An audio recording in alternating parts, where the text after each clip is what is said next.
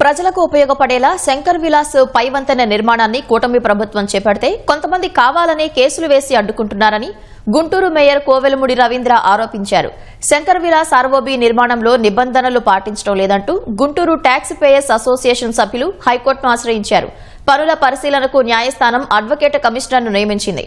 దీంతో వంతెన నిర్మాణ పనులను హైకోర్టు అడ్వకేట్ కమిషనర్ మేయర్ కలిసి పరిశీలించారు.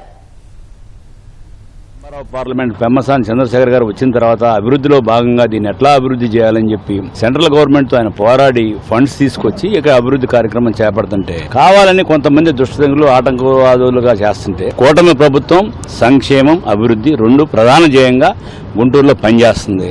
గుంటూరులో కాదు రాష్ట్రం మొత్తం పనిచేస్తుంది. దానిలో భాగంగా ఈ డెవలప్మెంట్ దీనివల్ల కొంతమంది వ్యాపారస్తులు నిజంగా ఇబ్బంది పడుతున్నమాట వాస్తవం సత్యం. వారికి మొన్న గౌరవ కేంద్ర మంత్రి వాళ్ళు వచ్చి ఈ షాప్ ఇక్కడ తీసేస్తే వీళ్ళకి ఎక్కడ మన మున్సిపల్ కాంప్లెక్స్లో కట్టిస్తే మళ్ళీ బాగా సాగుతాయి గౌరవ కమిషనర్ గారికి ఆదేశాలు కూడా ఇచ్చారు. ఎంత వివరంగా వీళ్ళని ఇబ్బంది పెట్టకుండా వాళ్ళకి రావాల్సిన డబ్బు కన్నా ఎక్కువ ఇప్పిస్తున్నా కూడా ఈ ప్రజల్ని అనేకంగా భయభ్రాంతులు చేస్తున్న అడ్వకేట్లని దుష్టశక్తుల్ని మేము ఇట్లాంటి పనులను ఖండిస్తూ తప్పకుండా మీరందరూ సహకరించండి. అతి తొందరలో సుమారు 1 year లోపు ఈ బ్రిడ్జిని కంప్లీట్ చేస్తామని చెప్పి ఈ మీడియా సోదరుల ద్వారా తెలియజేస్తున్నాను.